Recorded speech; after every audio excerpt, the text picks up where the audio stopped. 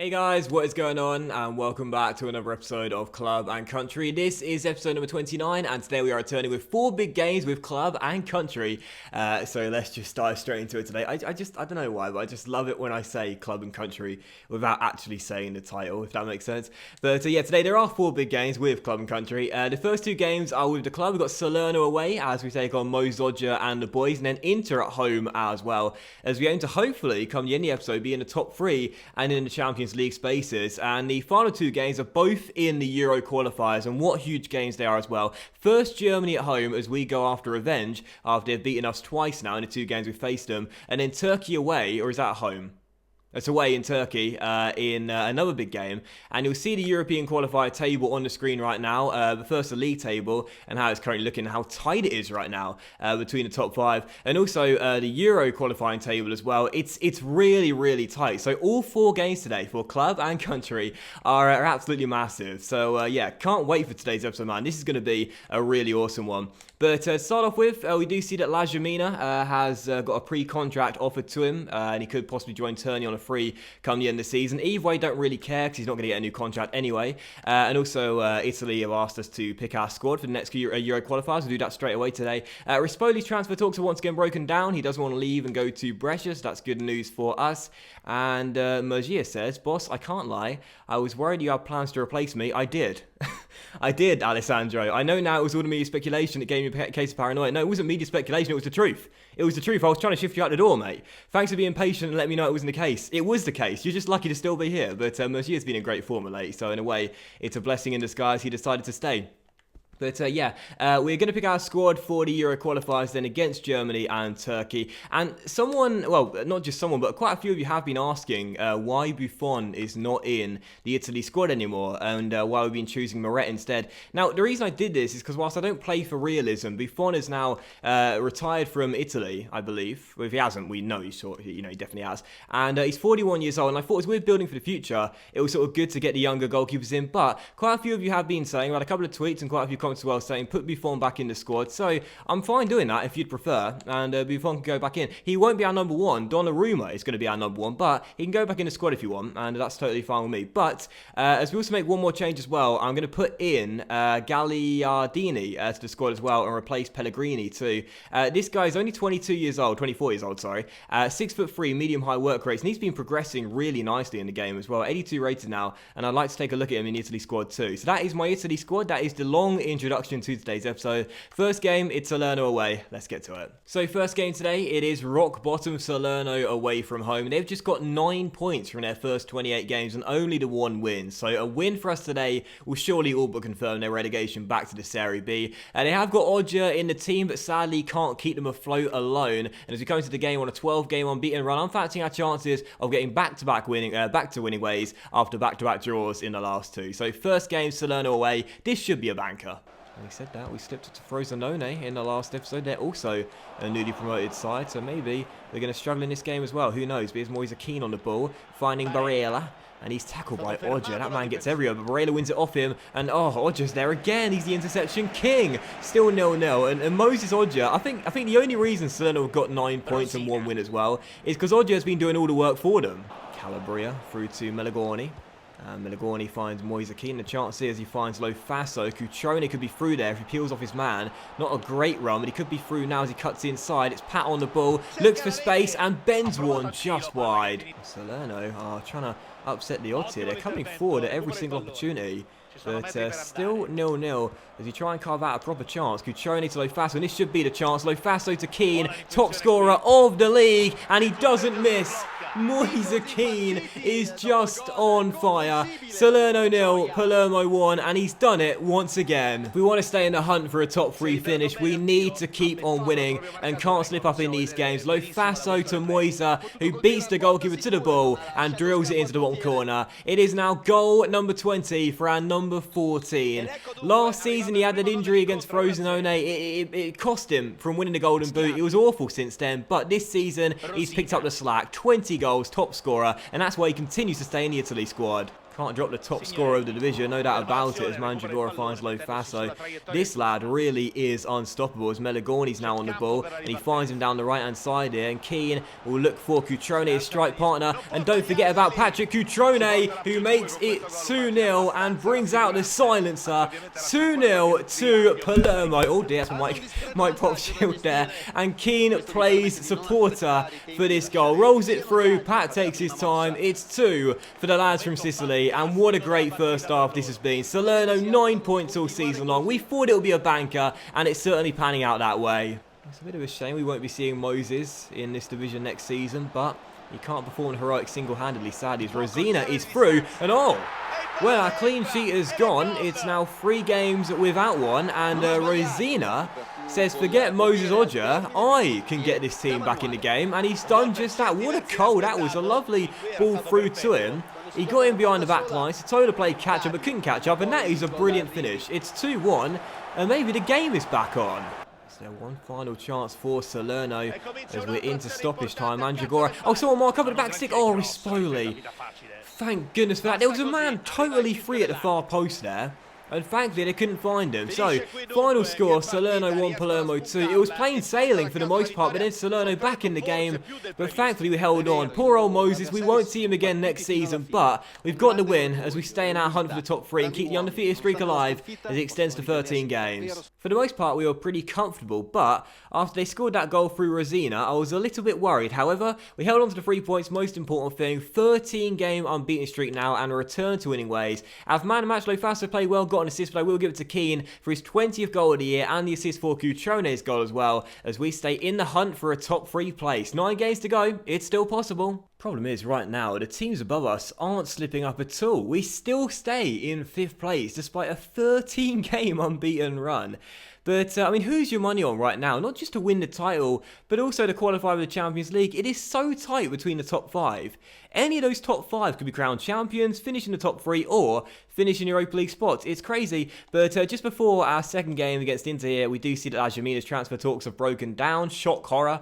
And also the 2 players that are going to be leaving on international duty are Moise Keane and Nicolo Barella, as we know. And also, Fiordilino is once again wanted, this time by Stevenage. We'll accept the deal once again and see where he decides to leave or not. Moving on to the second and final club game today then with the lads from Sicily. We return to Sicily for this one as we take on Inter. And interestingly enough, this was the game which was the start of our long undefeated streak. The reverse fixture against them at the San Siro. So no changes to our lineup for this game. Same 4-1-2-1-2, narrow of course. But for Inter's team, a very, very good one. A 4-2-3-1 with a very threatening attack. Dodo on the left, Sarabia on the right. Borja Valero there, Cam, and Eder there, striker tonight as well. There is Eder for Inter, now finding Sarabia. And now to Jalmari. Did I call him Sarabia or Sarabia? Isn't it Sarabia? Pretty sure it is. As he gets the ball here and plays it into Jalmario. Across towards Dalbert. Inter moving the ball around nicely. And now Kondogbia finds Eder in space. And Inter should have gone 1-0 up. And you can see about a comical reaction there. He knows it too. Golden chance. Eder bridged that back line. And he should have at least hit the target. Bad miss. Right now, Inter are first to every loose ball, and they're winning every 50-50 duel as well. Now, our team wasn't fully fit heading into the game, our second game in 6 days, and they have the most amazing stamina between them, but at the moment, it's Inter looking much fresher and looking a better team. Borja Valero on the ball, crossing to the middle, Mandragora heads it away just. And this is not looking good. 42 minutes in, we created nothing so far. We're really struggling. Keane and Cutrone are isolated up there. And we may be on a very long undefeated streak, but I've got a bad feeling this might be the game where that comes to an end. Because at the moment, it's been Inter looking a much better team. Lo Faso to Keane. Looks for Patrick Cutrone. Good chance here. Pat on the ball. Cuts inside. Oh, Handanovic. Big save there. Could have taken it a couple steps more in there. But that's the first sighted goal we've had really in the entire game. Good stop by the goalkeeper. Still 0-0. Mandragora's corner. Misses everyone. It's not been a great first half from us at all, though. And if we do want to stay in the race for a top 3 place, we've got to turn up in the second half, man. This has not been a good enough performance from us. Keane. Good interception. A chance to win the game later on here. Moiser on the ball. Finds Calabria down the right-hand side. And Dalbert lost out to Calabria. Calabria, and Del Monte, yes! Del Monte with 3 seconds to go has won it for Palermo, and the win streak gets extended to 2, and the undefeated run gets extended. Calabria with brilliant hustle, got in behind the back line, gave it to Del Monte. Oh, was that a no-look finish? Was that a no-look finish by Del Monte? Oh, I didn't even mean to do that. Del Monte gives us the win off the bench, and in a game of few chances, Palermo are going to claim the 3 points. Del Monte, the saviour, with his first goal in the Serie A. Oh, get in. What a win. We don't deserve it, but we will take it. What a poor game that was, but Palermo have the FIFA gods shining on them right now. The fans are jubilant. Palermo get the win as we stay in hunt for a top 3 place, and you see what it means to the boys as well. Unity, togetherness. We were tired, we were burnt out, we were in desperate need of this international break, but Del Monte comes off the bench and wins us the game with virtually the final kick. Come on! This was one of those really tough games of FIFA to play. Very few chances for either side, but we left it late to steal. We did steal the 3 points, and Inter must be sick of playing us. Once again, we've beaten them at the death, and I'm delighted we got the win. So man rush to Calabria, defended okay, and got the assist to Del Monte's goal. Palermo stay in the hunt for a Champions League place, but the drama, oh my goodness, it doesn't stop. It doesn't stop. So, after that late winning goal, we're now jumping into the first of the 2 games with Italy in the Euro qualifiers. So tight right now between us and Germany, and Turkey closely behind as well. Both games to finish today's episode off are absolutely massive. We are playing our 4-2-4 for the game, but an interesting lineup.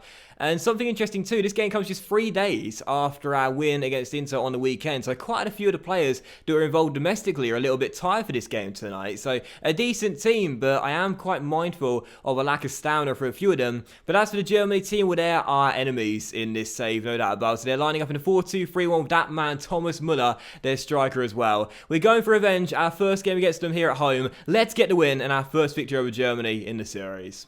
Great start to this game, but Germany tonight have done an excellent job at sticking tight to our players. And even from the goal kick, they're getting right up on our backsides. And at the moment, we can't find any space at all. And Mario Balotelli is the guy I'm trying to get involved in the game.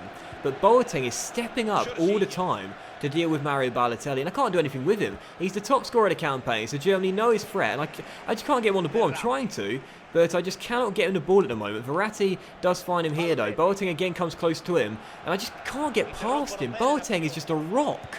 It's been a very tough half. I will take the point, as it will keep us top, but I want to win this game and get revenge. Bernardeschi looks to play through Zaza, and away goes Zaza. Boateng comes across. Zaza takes it round him. Zaza goes for goal. Oh, just wide. This has been such a tough game. You can see why Germany are going to be our series rivals in the nation aspect of this save, because they are the strongest team in the game.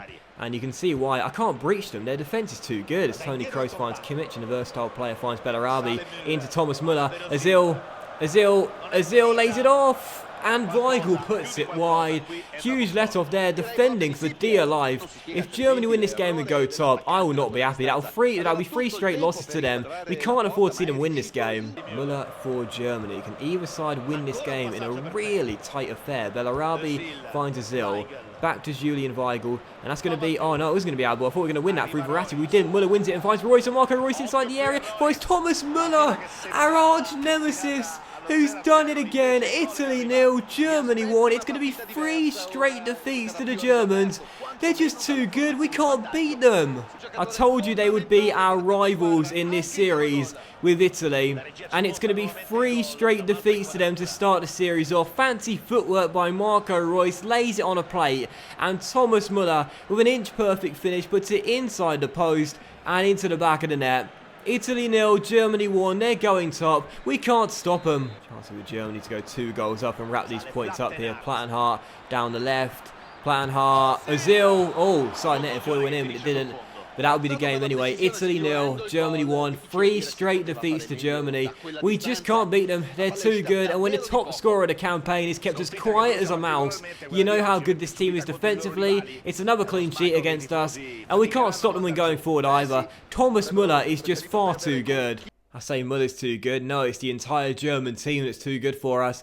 It's another defeat to these lads. It's 3 straight now. They beat us in the World Cup semis. They've beaten us back-to-back in the qualifiers. And the significance of this result also, as Muller gets man of the match, is that now they're going to go ahead of us in the table. Thankfully, Turkey dropped points away against Austria, but unfortunately, you'll see a table on screen right now. Germany leapfrog us. They go into first place.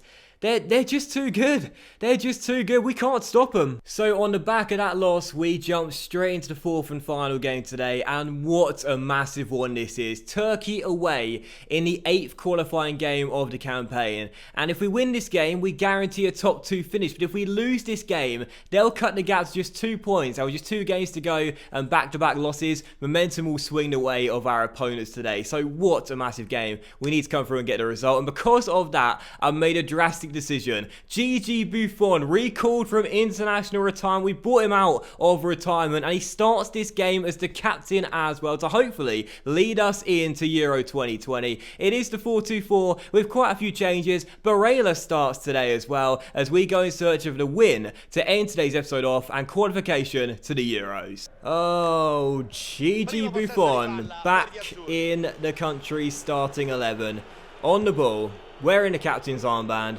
wearing number 20. Doesn't feel right. But I really don't know why you can't edit the numbers of the international squads anymore. It's just ridiculous, man. It's just ridiculous as Immobile gets on the ball and fires it wide off a deflection off top rack. There must be a way. Like they must have some sneaky little edit they can do in a patch to make it happen. Because I like numbering them 1 to 23. Oh, Immobile's header almost snuck in. Verratti to Mario Balotelli.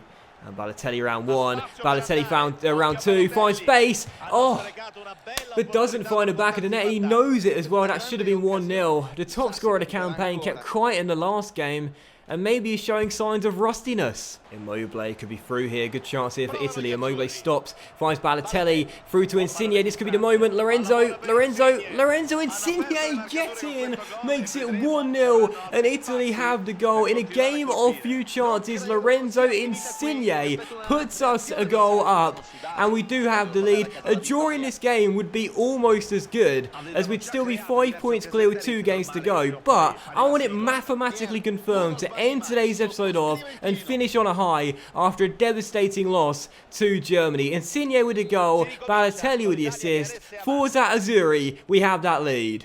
Game not done yet though. We know Turkey are a very good nation. Their team is very, very strong and their attack is really threatening too, so can't rule them getting back into this game. Çalhanoğlu, Mali, oh, right on cue, off the bar from Mali, so unlucky.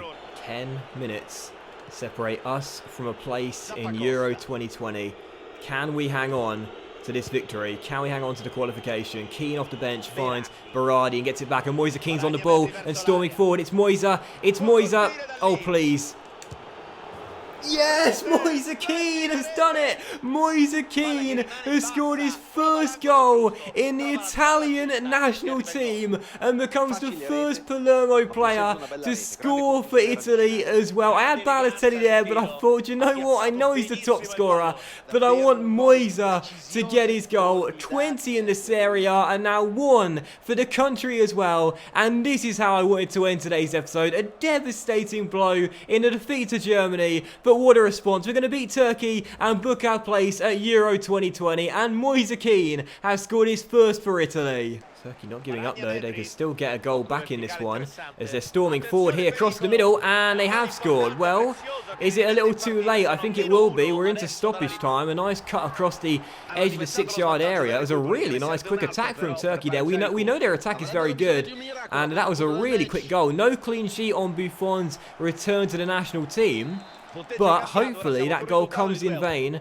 and we'll still see out the 3 points. The game is basically done, really, as Berardi launched it in to Mario Balotelli, and oh, the goalkeeper just about got away with it. And Turkey will scramble the ball clear, and that will do it. We've held on, it's all over. Turkey 1, Italy 2. And goals from Insigne and Moise Keane scoring his first for the country confirm it. Italy are in to Euro 2020. Obviously, it is looking very likely now we will finish in second place and runners up to Germany will top the group. But of course, in the game, the top 2 do qualify for the national tournaments. That's good enough for me. as we get the job done. It was a bit of a heart-in-mouth moment towards the end there when Turkey halved the deficit, but I'll give man match the guy who scored our first goal, Lorenzo Insigne. A nice little finish too, as we got the 3 points, end strong and secure qualification. So that will end today's episode of Club and Country, guys. So a big thank you for watching. I really hope you have enjoyed it. If you did enjoy today's episode, then please do drop a like, as likes are of course very much appreciated, and it really help channel out as well. Much love to you all. Have a fantastic night, and I'll see you for the next episode of C&C. With just 8 games to go in the Serie A, you'll see 4 of them in the next episode, penultimate episode of the season, very soon. Bye.